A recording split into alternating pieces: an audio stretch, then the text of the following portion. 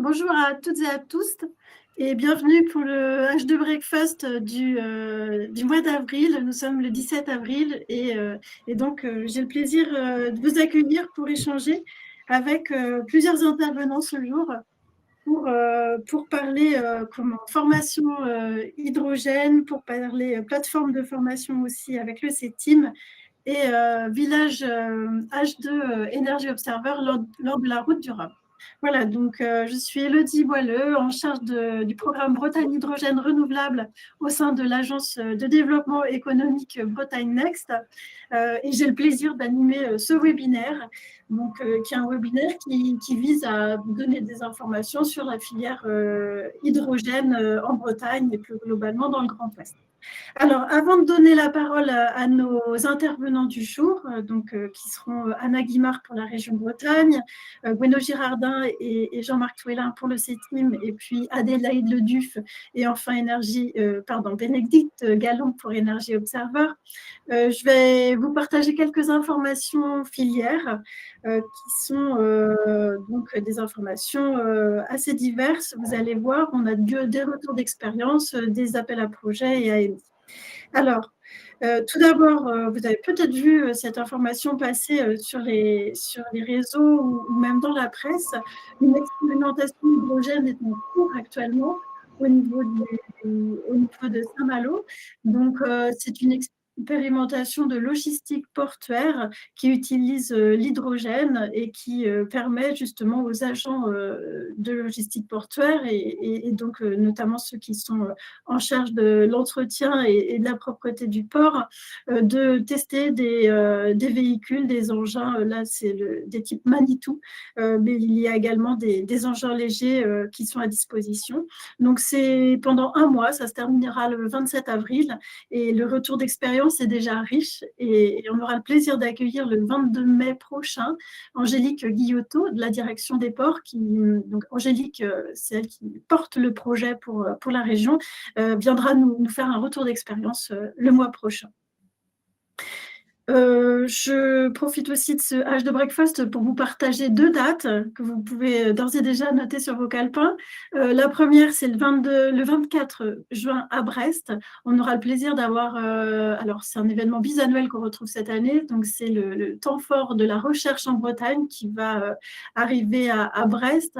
Et donc, le fil rouge de cette journée, ça sera l'apport de la recherche bretonne face aux enjeux de développement de la filière hydrogène, c'est-à-dire face aux enjeux de baisse des coûts, tout simplement de la filière, de la criticité aussi des matériaux et plus globalement des enjeux de sobriété énergétique. C'est une journée qui s'apprête à être très riche en échanges et on est absolument ravis de son organisation. Le 9 juillet prochain, à la Jeannet, vous retrouverez également un événement qui sera qui est une rencontre filière, hein, comme on en a deux par an. Celle-ci sera vraiment axée sur la thématique de la mobilité terrestre, donc avec les apports de l'hydrogène pour répondre aux enjeux de décarbonation de cette mobilité. Sur place, nous aurons beaucoup de retours d'expérience, mais aussi des solutions exposées et des intervenants qui seront assez variés, intervenants bretons, mais aussi nationaux. Donc voilà, 9 juillet, à la Jeannette cette fois, et je n'ai pas précisé, mais donc l'événement recherche, c'est bien sûr organisé avec le GT Recherche animé par ERH2, l'UBO accueille cet événement, et quant au 9 juillet, on a le plaisir d'être accueilli par les closers au niveau donc, du bâtiment 78 à la Jeannette, et de tout donc un événement qui bénéficie du support de la région Bretagne. Je vous invite aussi à prendre date. Alors là, les intervenants nous en parleront, je pense, aussi très brillamment, mais prenez date pour le 22 octobre prochain parce que nous aurons à cette occasion le plaisir d'avoir de nouveau un challenge Navirage 2 dans le cadre de la route du Rhum. Vous avez, j'imagine, pour nombre d'entre vous, entendu parler de ce challenge à l'occasion du Brittany Day, quand l'NCBS avait permis à ses étudiants de concourir dans le cadre de cet événement pour une course de bateau. Et donc, voilà, avec l'aide cette fois d'un plus grand nombre de partenaires et d'écoles. Vous voyez leurs noms qui s'affichent, l'NCBS bien sûr, mais aussi le campus Esprit de Redon, le MSM, les lycées Malouin, Florence Artaud, Maupertuis, l'INSA, etc. Donc on continue l'aventure, toujours avec aussi le parrainage d'Énergie Observer et de Cash Challenge Lab, soutien de la région et de la Bretagne Next. Autre information d'importance que je vous partage, l'appel à manifestation d'intérêt qui va bientôt paraître. Alors là, ça va être à peu près courant de la semaine prochaine. Nous aurons sur le site Next une mise en ligne d'un appel à manifestation d'intérêt qui visera à essayer de déterminer les besoins en biogénel et en hydrogène d'usagers pour différentes activités, que ce soit des activités de mobilité, certes, mais ça peut être aussi des activités industrielles, donc qui pourraient être visées par un changement de carburant pour aller vers des carburants alternatifs. Donc voilà, le but c'est de centraliser les besoins pour permettre justement d'avoir une plus grande visibilité marché. À quelle date? Donc ça sera le mois prochain et avec l'idée de revenir vers la filière dans les mois suivants pour apporter des informations sur cette agrégation de besoins. Et puis à qui s'adresse à l'AMI? Toute personne qui souhaite décarboner ses activités avec des carburants alternatifs. Donc, je poursuis avec une autre information clé qui, j'imagine, n'est pas passée inaperçue aussi pour grand nombre d'entre vous. Donc, c'est l'appel à projet pour la décarbonation du secteur maritime pour accélérer la sortie des énergies fossiles. Donc, cet appel à projet qui est un dispositif opéré par l'ADEME sous pilotage de l'État, donc va être doté de 62,2 millions d'euros. Et vous voyez qu'il y a 3 domaines principaux: décarbonation directe des navires, investissement industriel et puis aussi investissement dans les infrastructures portuaires. Donc l'hydrogène fait bien partie des technologies qui peuvent être visées par cet AAP. Donc on a en région Bretagne un correspondant ou plutôt une correspondante qui est Alexia Nardouin. Je me suis permis de vous remettre ses coordonnées en bas de cette slide. Et donc c'est Alexia qui sera à même de répondre à vos questions. Quoi qu'il en soit, une session d'information est prévue le 21 avril prochain à 9h30. Là aussi, je vous ai remis le lien, donc n'hésitez pas à la suivre. Voilà, c'est sur le site du Polmer, des Polmer. Je me permets aussi un rappel, Maximilien Lemaine, région Bretagne, est à côté de moi ce jour pour le H de Breakfast. Donc, ce sont 3 AAP qui sont portés par la direction de l'environnement au niveau de la région Bretagne, qui sont toujours en cours, donc jusqu'à octobre 2026. Donc, le démonstrateur d'usage maritime, démonstrateur d'usage terrestre et démonstrateur de production et de conditionnement. Donc, voilà, c'est une relève tous les 2 mois avec 1 million à 1,5 million par AAP. Donc, n'hésitez pas à revenir au besoin vers Maximilien. Un rappel également pour Smartport, un autre AAP qui est lui en ligne jusqu'au 31 décembre et qui vise un soutien aux projets énergétiques en zone portuaire. Donc là aussi, vous pouvez également revenir vers Maximilien à ce sujet et on est à peu près sur les mêmes conditions. Donc au niveau, en tout cas, éligibilité, cible éligible et puis aussi relève tous les 2 mois et également dans les niveaux d'aide, c'est 40% sauf erreur. Et jusqu'en décembre. Voilà, et jusqu'en décembre. Alors, maintenant, on dézoome un petit peu, mais c'est intéressant aussi que vous ayez cette information. Donc, c'est un appel à projet maintenant qui est au niveau européen. Là, je vous passe une information de la part de Guillaume Guézelou, mon collègue du service européen qui n'a pu être avec nous aujourd'hui. Donc, au cas où vous seriez intéressé, il y a 2 appels intéressants. Le premier, c'est Green Mantis. Alors, ces 2 appels sont sur, ça va venir vite, hein. C'est le 20 mai, donc cela peut concerner des projets qui sont en fait déjà en cours chez vous. Donc l'idée, c'est de pouvoir déposer avec une PME qui déploie une solution énergétique et une autre qui qui a développé, pardon, et l'autre qui voudrait déployer la solution. Donc, c'est vraiment un partenariat entre entreprises européennes. Et dans ce cas-là, ces entreprises peuvent bénéficier d'une aide allant jusqu'à 100 000 euros. Voilà. Donc, l'idée, c'est de vous mettre en relation, bien sûr, si vous avez soit développé une solution, soit vous souhaitez déployer une solution. Voilà, que vous soyez dans l'un ou l'autre des cas sur un projet très avancé et que vous avez déjà des pistes, je vous invite à contacter Guillaume Guézelou qui pourra certainement vous éclairer et vous aider dans une démarche de dépôt d'ici le 20 mai pour trouver des nouveaux clients. Un autre appel à projet qui s'appelle Gwell cette fois, qui est un projet de soutien pour l'industrie et qui vise donc les secteurs de l'automobile, mobilité, transport, aérospatial. Donc l'idée là, c'est on a un petit peu plus de temps, c'est jusqu'au 1er juin. Et l'idée, c'est d'aider des projets qui sont en TRL 5-6 sur une durée de démonstration de 9 mois. Donc, voilà, on est là là, c'est du financement de démonstrateurs en site industriel. Donc là, c'est un petit peu, on aide aussi des PME, deux PME dans des états différents, mais je vous invite aussi à contacter Guillaume Guézelou et vous retrouverez bien entendu ces slides en ligne sur le site Bretagne Hydrogène Renouvelable, dans la rubrique financement. Voilà, et un dernier appel, alors ça c'est Evolution. On a noté qu'il y avait plusieurs salons Evolution qui s'organisaient au Canada à très court terme, c'est en septembre, mais vous voyez, il y en a d'autres. Nous, on a déjà des contacts avec certains acteurs, notamment au Canada. C'est simplement pour savoir si vous souhaitez, dans vos stratégies export, vous envisagez en tout cas aller sur un de ces salons, on vous invite tout simplement à prendre contact avec nous pour voir comment est-ce qu'on peut vous accompagner dans votre démarche d'exposition. Voilà, donc j'ai fini avec les informations générales. Je vais donc laisser la parole à Anna Guimard, chargée de mission emploi formation à la région Bretagne. Ce que je peux vous indiquer, c'est que Anna va présenter la restitution finale de l'enquête emploi formation H2 en Bretagne, qui a été opérée par Bretagne Next, donc pour le compte de la région. Elle présente donc cette restitution pendant 10 minutes. Et si vous avez des questions, n'hésitez pas à les inscrire dans le chat. Et puis, à l'issue des présentations qui vont se succéder, vous pourrez bien entendu échanger avec Anna en fin de séance.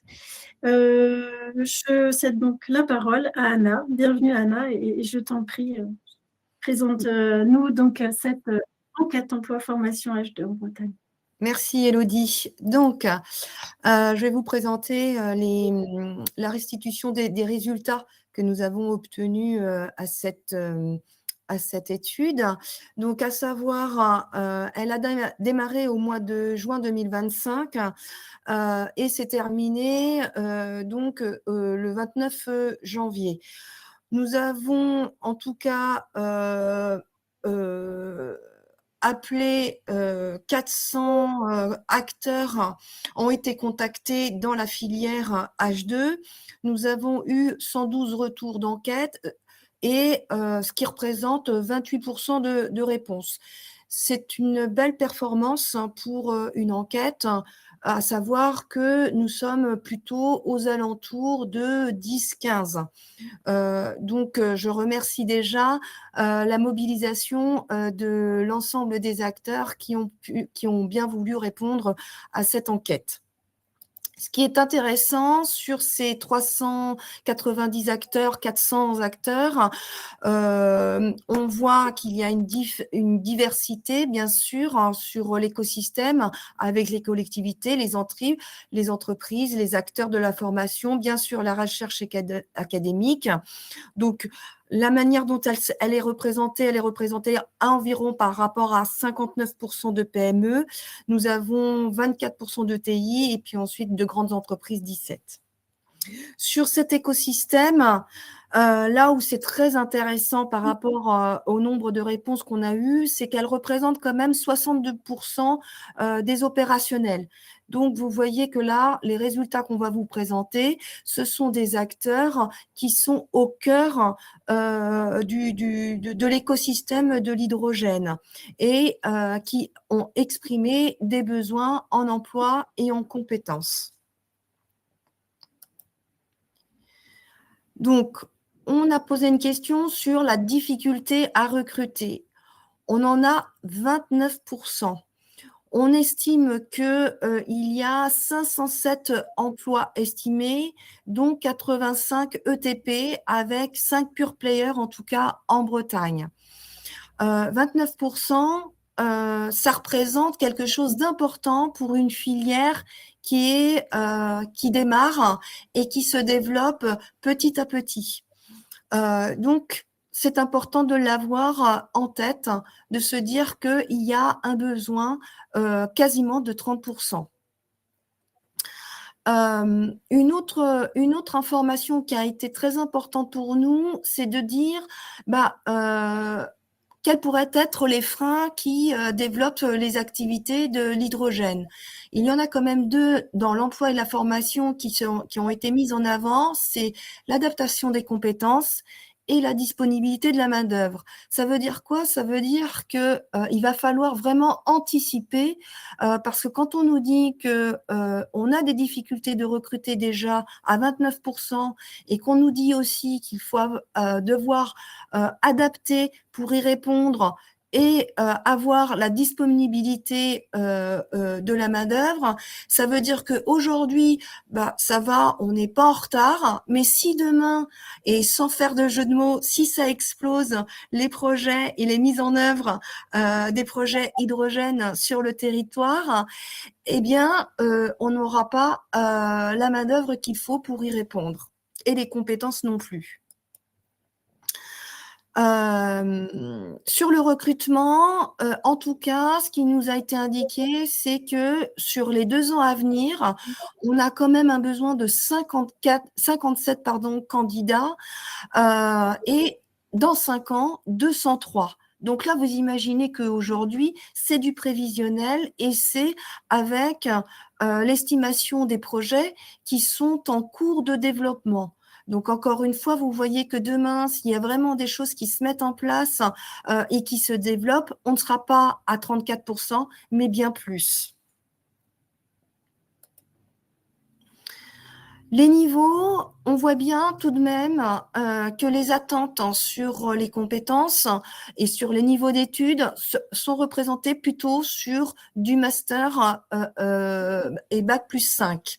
Cependant, on voit quand même qu'il y a un intérêt sur les CAP BTS, bac+2 et tout ce qui est bac+2, bac+3 à 46%. Les profils prioritaires, je pense que vous n'êtes absolument pas étonnés, c'est plutôt des ingénieurs et des techniciens. Donc, c'est sur ces profils-là qu'il va falloir que l'on regarde de très près et que l'on anticipe les compétences et les besoins de recrutement demain. Ensuite, par rapport à ces freins de recrutement, il y a 3 choses. Il y a un manque de compétences, c'est ce qu'on a vu tout à l'heure. Il y a peu ou pas de candidats. Donc, il va falloir aussi attirer des candidats vers la filière hydrogène parce que c'est pas seulement il n'y a pas assez de candidats, mais il faut aussi les former. Donc, ça met en évidence qu'il faut rendre attractif la filière hydrogène et, par exemple, le projet de la route du Rhum que vous a présenté tout à l'heure Élodie est un bon moyen de mettre en avant la filière hydrogène et de faire venir des jeunes vers ces formations pour avoir ensuite des compétences sur le marché en Bretagne. Et puis, il y a une chose importante aussi qui a été exprimée, la méconnaissance de l'offre de formation et des dispositifs de recrutement. Alors ça, c'est intéressant parce que il y a quand même une offre de formation qui existe et vous allez le voir par ailleurs, mais elle est méconnue. Donc, ça veut dire qu'il va falloir qu'on travaille sur cette visibilité de l'offre de formation et de vous la faire connaître pour que vous puissiez vous l'approprier et puis voir où sont les compétences formées. Là, ce qui est intéressant de voir, c'est que ce qui a été exprimé, ce sont les compétences dont on a besoin demain, mais qui existent tout de même aujourd'hui. On voit qu'à l'avenir, les compétences économiques, stratégiques et réglementaires vont être très importantes d'ici 5 ans. Donc, ce sont des compétences sur lesquelles il va falloir travailler demain dans les parcours de formation pour s'assurer de répondre à vos attentes et à vos besoins. Les compétences R&D aussi sont importantes aujourd'hui, mais le seront encore plus demain. Donc, ça aussi, c'est intéressant. Comme vous le voyez, Élodie vous a indiqué qu'au mois de juin, il y a un événement sur la recherche. Et bien là aussi, ça fait du lien, ça va permettre voilà, de voir quelles sont les compétences qui sont recherchées et qui sont mises en avant via ce groupe de travail qui met en avant les besoins de demain de recherche. Et puis enfin, il y a les compétences techniques et scientifiques qui vont exploser, c'est le cas de le dire, avec 70% dans 5 ans. C'est très important. Donc là aussi, il va falloir regarder dans les parcours de formation qui existent aujourd'hui, comment elles sont mises en avant et comment elles peuvent être comment elles peuvent évoluer demain.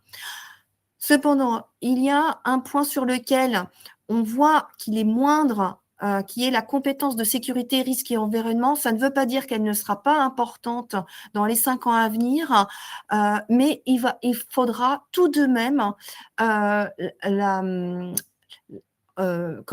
la mettre en avant dans les parcours pour s'assurer qu'on correspond bien à la sécurité qui est demandée et qui aura bien sûr évolué dans l'avenir. Une autre compétence qui est importante, et je ne parlerai que de celle-ci, apparemment, il faut développer et faire évoluer l'offre de formation sur la gestion de projets complexes.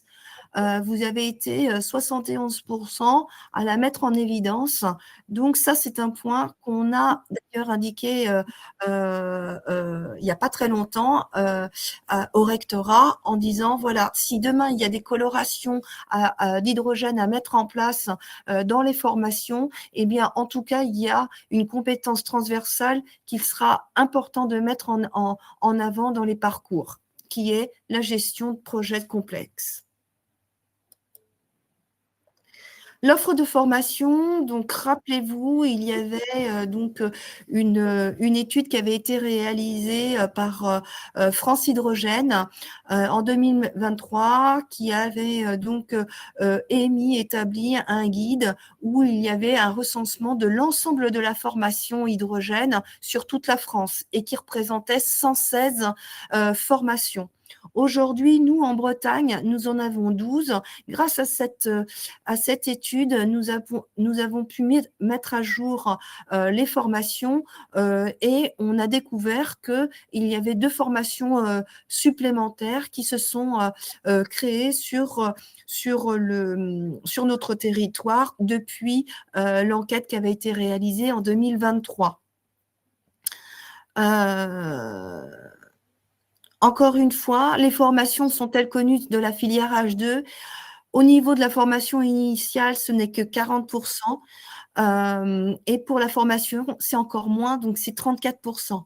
Donc c'est important. Aujourd'hui, en tout cas, il y a un travail qui va être fait sur identifier, bien sûr, la formation, c'est presque déjà fait, mais la faire connaître pour que vous puissiez savoir où former vos salariés, mais aussi où aller chercher des nouvelles compétences, voire de l'alternance, parce que ça fait partie des dispositifs de recrutement pour les entreprises. On a aussi regardé comment les salariés réalisaient leur formation. Donc, il y a beaucoup de formations en interne et beaucoup de formations externes. Vous voyez bien que le chiffre est quasiment le même. Donc là, pareil, il va falloir qu'on mette en avant la formation externe pour que on puisse déjà faire bénéficier de cette formation. Il y a des dispositifs qui permettent de prendre en charge ces formations-là, mais aussi peut-être de mettre en avant la formation interne que vous réalisez et qui pourrait être formalisée pour pouvoir peut-être la faire bénéficier à l'ensemble de l'écosystème. Sur l'estimation, est-ce que c'est suffisant, pas assez suffisant? On voit bien que ce n'est pas suffisant. Donc là aussi, ça veut dire qu'il va falloir qu'on travaille avec les organismes de formation pour voir quelles sont les formations nécessaires pour répondre aux besoins de demain et surtout auprès des salariés, voire des personnes qui voudraient se reconvertir, bien sûr. Enfin, une autre information, nous avons demandé à l'écosystème si il y avait une mobilisation possible des acteurs pour travailler sur les sujets que je viens de vous présenter. Eh bien, bonne nouvelle, vous êtes quand même 71 acteurs qui sont mobilisables pour construire et travailler sur les différentes actions que je vous ai présentées, c'est-à-dire 1, le développement de la formation existante, 2, peut-être la création de parcours de formation complémentaires, 3, sur rendre visible la formation par une cartographie, la rendre lisible et compréhensible pour tout l'ensemble de l'écosystème.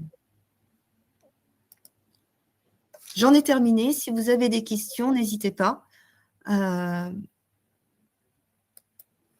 Merci Anna, c'était très clair.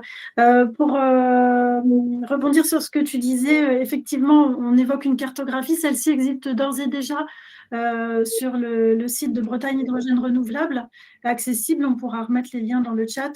Donc voilà, l'idée c'est toujours de compléter et notamment grandement grâce à cette étude les données. Tout à fait. Donc si vous avez des questions, n'hésitez pas dans le chat. Et puis on aura peut-être un petit temps d'échange en fin de session.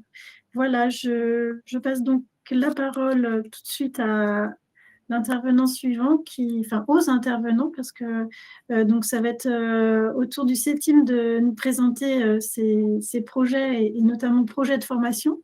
Ça fait le lien. Donc Gwenou Girardin, vous êtes responsable technique du grand projet hydrogène au CETIM. Jean-Marc Touélin, alors va peut-être pouvoir nous rejoindre aussi. Il est conseiller développement industriel. Donc l'idée, c'est que vous puissiez nous présenter la nouvelle plateforme iMeet et puis aussi justement donc les formations qui sont dispensées au sein de votre organisme. Je vous en prie, Gwenou. Eh ben, c'est tout bon. Alors, je sais comment ça marche pour les présentations. Eh ben, super, ça arrive. Je peux poster vos slides et sinon je le fais. Vous voyez le petit flèche et on est parti. Ok, eh ben, impeccable, c'est moi qui vais pouvoir le faire. Ben, merci à tous. Donc effectivement, Gwenou Girardin, je suis basé sur Nantes et on va vous présenter, donc on va commencer par la plateforme et finir par les formations. Et puis derrière, il y aura Jean-Marc s'il se connecte.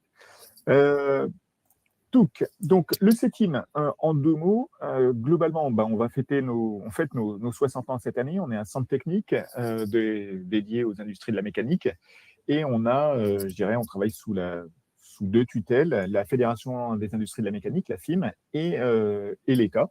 En revanche, on est donc centre technique et on est là pour accompagner les industriels mécaniciens pour tous les développements. Et donc, dans cette logique, on a développé et déployé un programme de recherche et une feuille de route pour accompagner dans le domaine de la décarbonation, et en particulier sur l'hydrogène. Donc, dans ce cadre, on a développé, et je vais venir derrière sur la plateforme, donc toute une feuille de route et une activité autour de 5 piliers, et puis un pilier transverse autour du support à la normalisation et à la dissémination, et donc la formation et dedans. Et donc, je finirai effectivement par la présentation des différentes formations qu'on a développées et qui sont donc disponibles. Donc, ces 5 piliers, c'est un premier pilier autour des matériaux, de l'expertise matériaux, un second autour de tout ce qui peut être modélisation, mais aussi, je dirais, anticipation et modélisation dans un sens large. Ça va depuis tout ce qui peut être équipement sous pression jusqu'à l'analyse du cycle de vie. Et quand on est sur les aspects design, en fait, on va depuis le design effectif jusqu'à l'analyse de défaillance, parce que c'est quelque chose qu'il faut aussi pouvoir anticiper, et c'est une des forces du CETIM. Troisième point, la production. Donc, on parlait tout à l'heure dans les enjeux de la réunion qui aura lieu à Brest, de tout ce qui peut être production, massification de la production, réduction des coûts, fiabilité.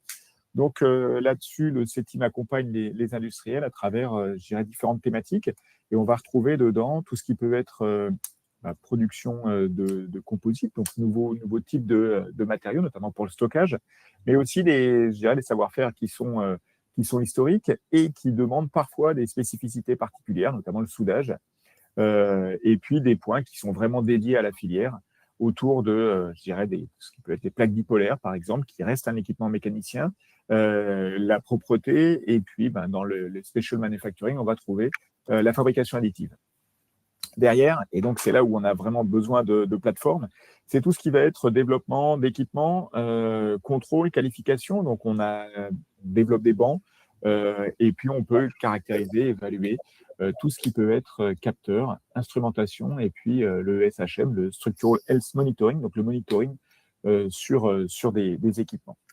Et puis ça se fait en environnement gazeux, hydrogène gazeux, mix ou autre, haute pression, et puis en hydrogène, liquide, jusqu'à la température de l'hydrogène liquide, donc pour les aspects cryogénie, qui a un véritable, intérêt pour les secteurs de la mobilité lourde, notamment l'aéronautique, le maritime, mais pas uniquement.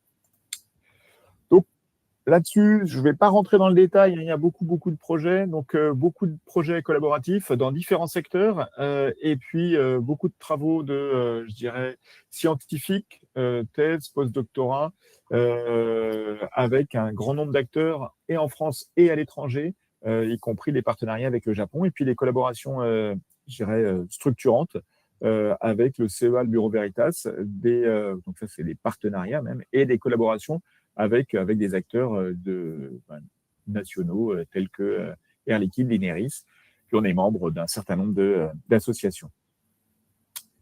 Donc, si j'en viens justement à notre plateforme.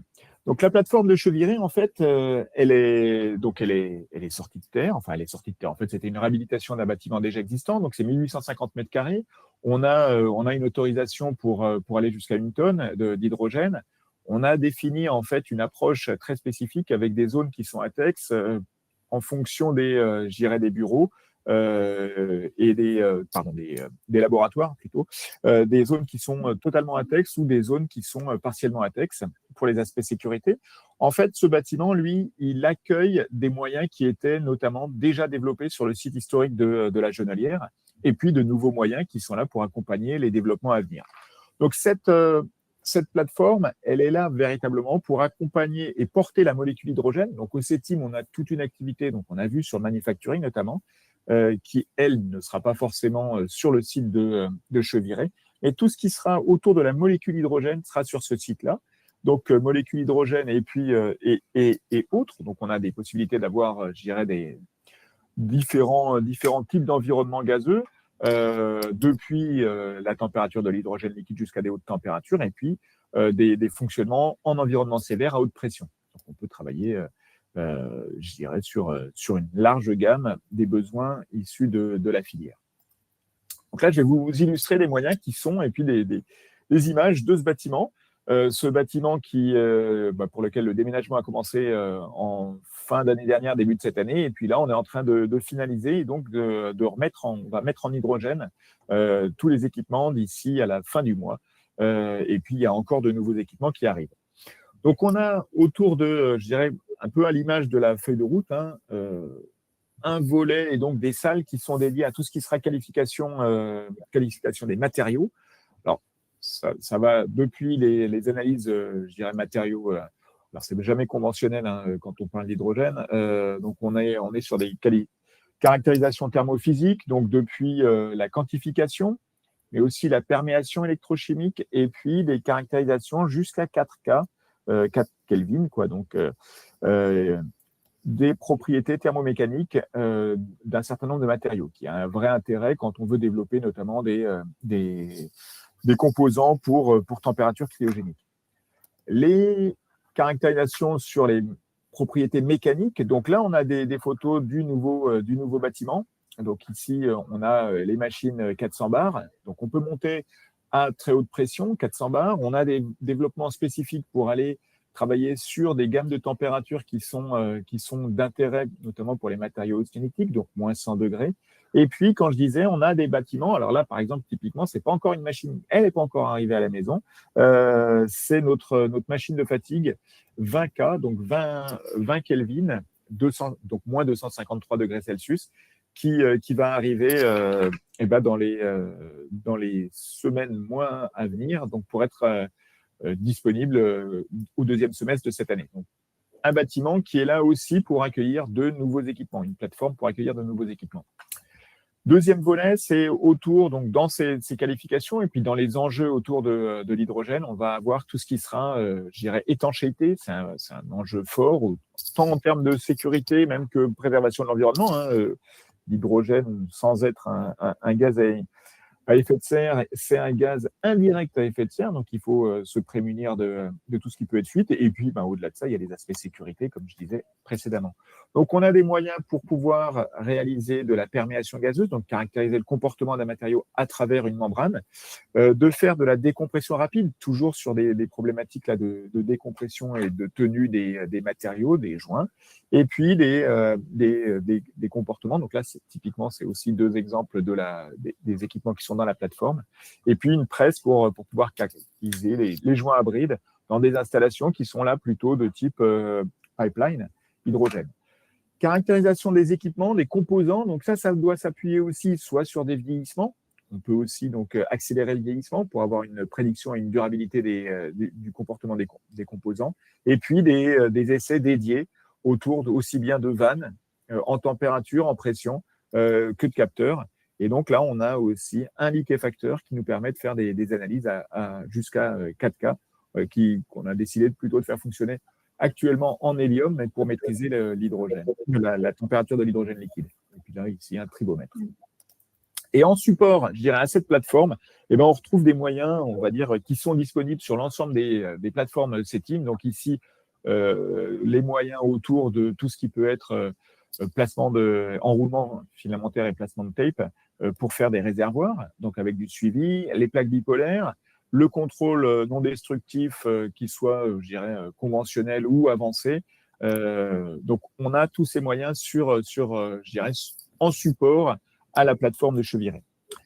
Pour finir sur les aspects formation, donc le CETIM a un catalogue de formation qui est, je dirais, très très large, hein, qui s'applique à l'ensemble des domaines autour de la mécanique. Et puis, depuis un certain nombre d'années, on a décidé de développer des formations spécifiques. Alors, un certain nombre d'applications nécessitent des bonnes compréhensions, soit même du comportement des matériaux en environnement, je dirais de l'étanchéité, on en a parlé avant, mais aussi comment faire des tests d'étanchéité, de fuite, le comportement des capteurs, les réservoirs, donc c'est pas le tout de vouloir développer ces éléments, mais il y a aussi ces aspects qui sont à prendre en compte. La propreté, ça c'est aussi des aspects importants. Et puis, en partenariat avec, je parlais tout à l'heure de l'INERIS, tout ce qui est risque hydrogène, sont des choses qui sont à prendre avec attention et avec sérieux. C'est aussi quelque chose qui nous a porté quand on a construit notre nouvelle plateforme, tout ce qui était analyse de risque. Et puis des points qui sont très spécifiques autour des codes. Donc là, on a une formation aussi sur les codes. Donc des formations qui sont dédiées véritablement, qui s'adressent à un public de professionnels et qui viennent compléter des formations qui parfois sont nécessaires sur des process qui sont bien connus. Tout à l'heure, je parlais à titre d'exemple du soudage. C'est vrai qu'il y a pas moyens, je dirais, spécifiques par rapport au soudage pour application hydrogène. En revanche, il y a des bonnes précautions à prendre qui sont parfois plus importantes que dans d'autres secteurs. Et donc, ça est aussi de pouvoir s'appuyer sur le catalogue, je dirais, classique, historique du CETIM. Donc, j'en ai fini. Je pense que j'ai à peu près tenu le temps. Voilà, et je vais laisser la parole à Jean-Marc. Oui, qui veut nous donner une petite info rapidement sur BriceFab. Je t'en prie, Jean-Marc. Oui, très bien. Ben, oui, juste pour profiter en fait de ce petit créneau pour faire un rappel sur le dispositif BriceFab qui est actuellement en cours jusqu'à la fin de l'année 2026.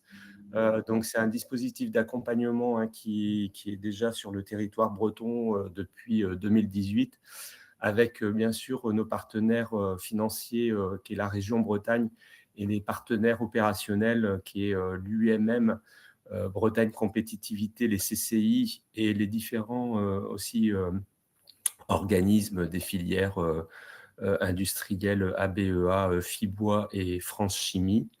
Donc, le dispositif BriceFab, il est vraiment pour accompagner les industriels bretons dans tous leurs projets d'investissement, de transition, de réflexion stratégique, de transition environnementale, décarbonation.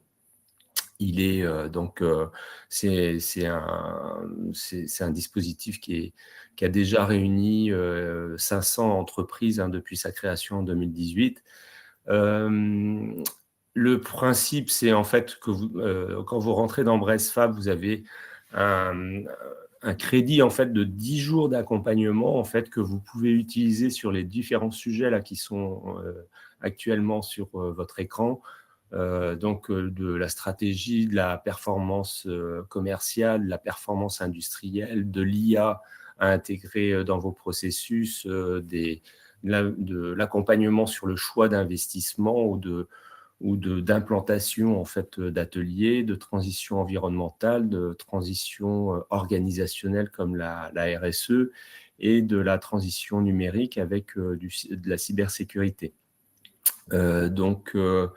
Le dispositif est très simple à utiliser. Vous passez par un conseiller, soit d'une CCI, soit du CETIM ou de l'UMM pour faire votre demande en fait d'accompagnement. Ça passe devant un comité qui se réunit toutes les semaines et qui vous oriente après sur un consultant qui a été labellisé, en tout cas qui a été choisi et référencé dans les différents thématiques en fait que vous avez, qui sont présentées ici. Donc, si tu veux bien passer le slide, s'il te plaît, juste pour l'organisation.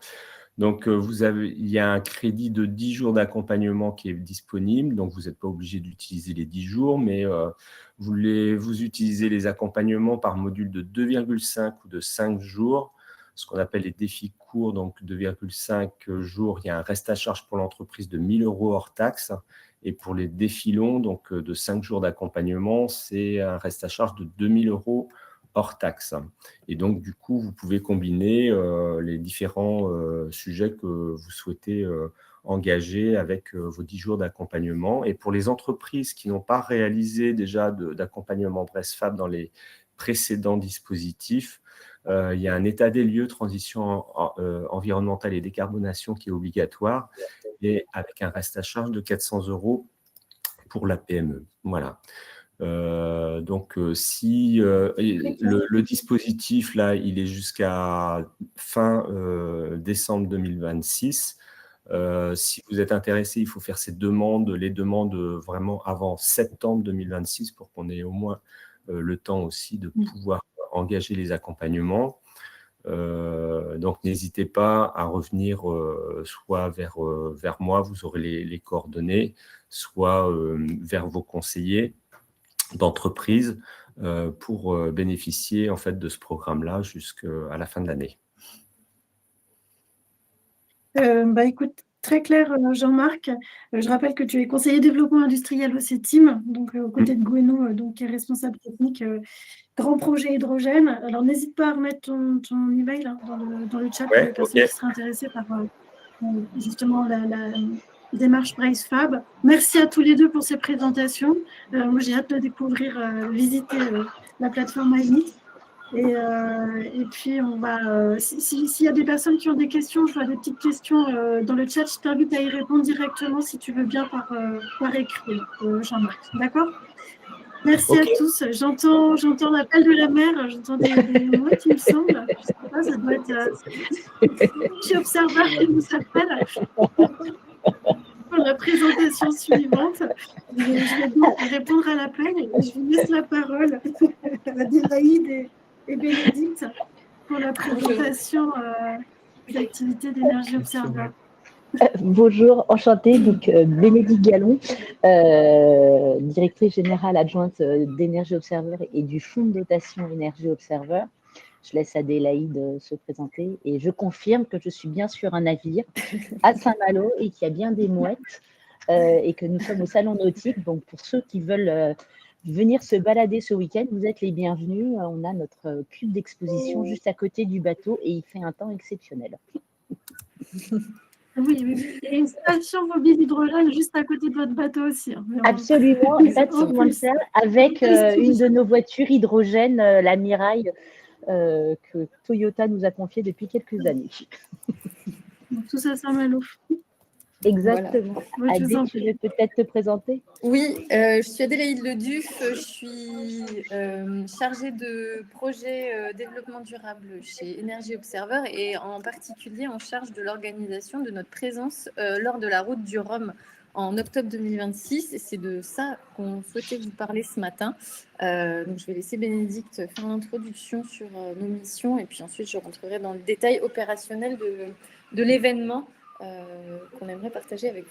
Voilà. Donc, pour ceux qui ne nous connaissent pas, Energy Observer, c'est ça. C'est un bateau, mais ce n'est pas qu'un bateau. C'est d'abord une aventure humaine, une aventure technologique. Et quand je parle d'une aventure humaine, c'est une aventure humaine assez originale. C'est la rencontre entre la montagne et la mer. La montagne à travers le CEA Liten, dont les équipes d'ingénieurs a été dirigée par Didier Bouix et les marins Victorien Hérussard et Marin Jarry qui ont eu la bonne idée de trouver un bateau dans un état catastrophique et comme bons corsaires qu'ils sont, ils se sont dit il n'y a plus qu'à. Et donc, ils ont transformé cet ancien catamaran de légende qui a appartenu, pour les marins, s'il y a quelques marins qui nous écoutent, à Mike Birch et à Sir Peter Blake, donc des grands navigateurs. Donc, c'était un des bateaux, à l'époque, c'était le bateau le plus rapide du monde. Aujourd'hui, je ne dirais pas qu'on est le plus lent, mais en tout cas, on est l'un des plus propres. En tout cas, on est le premier bateau 100% hydrogène et énergie renouvelable à avoir fait un tour du monde. Alors, on dit un tour du monde parce qu'il a duré 7 ans, mais en termes de distance, on a fait 3 fois le tour du monde. Donc, un navire de légende, une technologie multi-passway, smart grid, comme on dit aujourd'hui. Donc, du solaire, à peu près 200 mètres carrés de solaire, de la propulsion vélique, avec 2 très belles ailes Ocean Wings qui ont été les premières ailes prototype avant de partir sur la canopée qui aujourd'hui transporte des petits morceaux de la fusée Ariane et évidemment un système hydrogène où on part de l'eau de mer que l'on transforme en hydrogène, ce qui nous permet d'avoir du stockage long terme. Donc aventure humaine, aventure technologique qui a donné lieu à une odyssée pendant 7 ans qui s'est terminée en juin 2024 et en plus de cette odyssée, des très belles images que j'espère vous avez tous vues, il y a eu aussi 2 petits bébés qui sont nés de ça. Un bébé qui s'appelle Energy Observer Développement, EODEV, qui a fait passer à l'échelle la pile à combustible hydrogène marinisée et qui aujourd'hui développe aussi des groupes électrogènes H2 et des batteries. Et le plus jeune, c'est notre bureau d'études EOConcept. Mais ça, je suis sûre que vous en avez déjà tous entendu parler parce qu'ils sont très actifs dans la région Bretagne. Donc voilà, donc on est reparti pour une expédition en juin dernier lors de l'UNEC, la conférence sur les océans. Et puis comme Victorien Hérussard, pour ceux qui ne le connaissent pas, avait peur qu'on s'ennuie, pour ceux qui le connaissent, ils ne devraient pas être trop étonnés, a décidé que EO1, après 40 ans de navigation entre bateaux de course et laboratoires de recherche, On n'avait qu'à construire notre propre navire. Donc, on part dans la construction d'un navire qui va prendre la relève en 2028 de ce bateau-là. Et sur ce nouveau navire, l'originalité, c'est que non seulement on va conserver ce qu'on maîtrise parfaitement bien, donc le solaire, le vélique et l'hydrogène, mais on va tenter une nouvelle expérience grâce au travail des équipes de Didier Bouix. On va embarquer aussi de l'ammoniac et on va transformer de l'ammoniac en hydrogène grâce à un cracker et une pile à combustible haute température qu'on va développer dans les prochaines années à quai avant de pouvoir l'embarquer. Donc, une fois que je vous ai dit ça, notre expédition, elle a une seule question. 9 ans qui sont destinés à partir en quête de la neutralité carbone à travers 7 missions thématiques. On est en train de finaliser notre première mission capture carbone. Donc, tout à l'heure, je voyais marqué du CCU, CCS. Ça, c'est devenu un peu nos nouveaux termes à la mode, les DAC, les CCU, les CCS, mais on parle aussi de solutions naturelles et pas uniquement de solutions industrielles.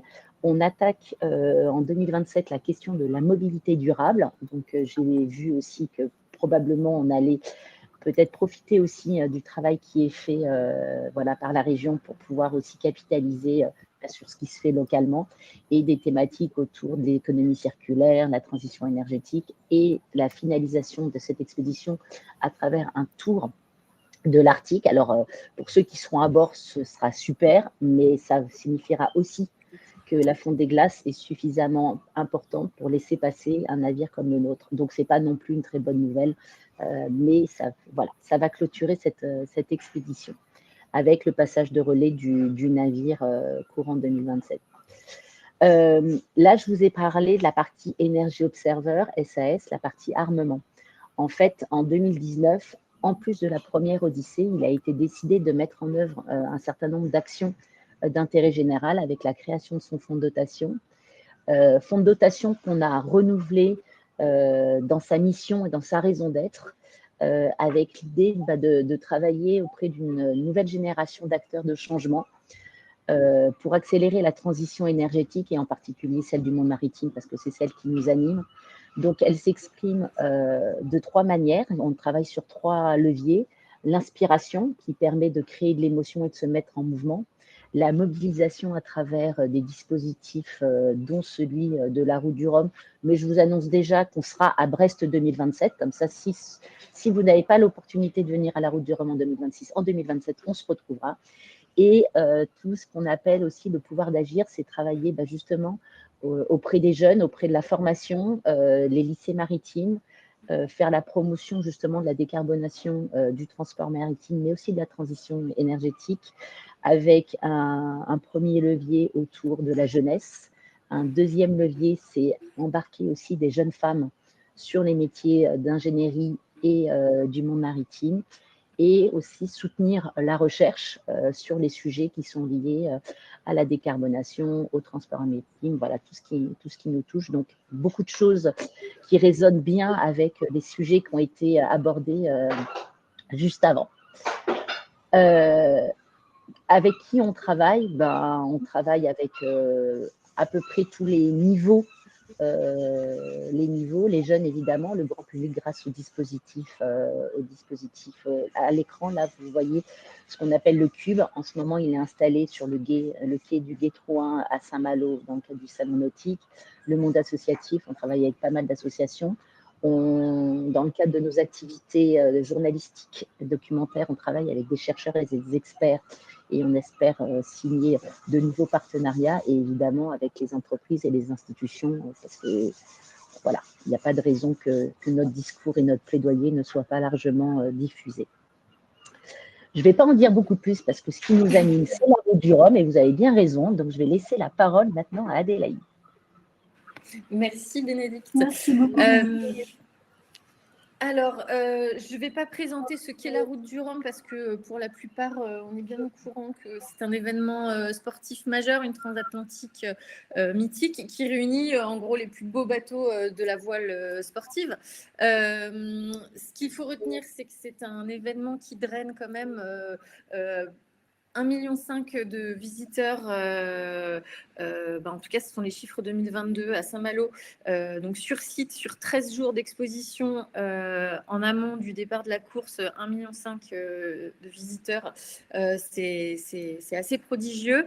Il y a 4 ans, le village Énergie Observer avait déjà accueilli par lui-même 50 000 visiteurs sur son exposition.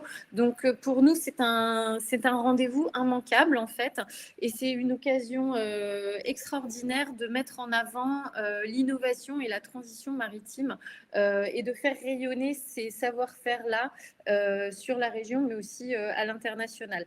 Donc l'objectif pour nous, c'est d'être présent donc, sur la période d'exposition en amont de la course qui aura lieu donc, du 20 octobre au 1er novembre 2026. Et puis, on est très attaché à cet événement-là parce que forcément, Énergie Observer, c'est un projet malouin à l'origine. Toutes nos initiatives, toute notre énergie humaine part de Saint-Malo. Donc, c'est extrêmement important pour nous de rendre à Saint-Malo et au monde maritime ce que le territoire nous apporte au quotidien. L'idée, là, le concept, en fait, c'est d'incarner vraiment le pôle innovation et transition maritime, montrer que la transition énergétique est en marche et est largement possible. Voilà. Donc, on articule notre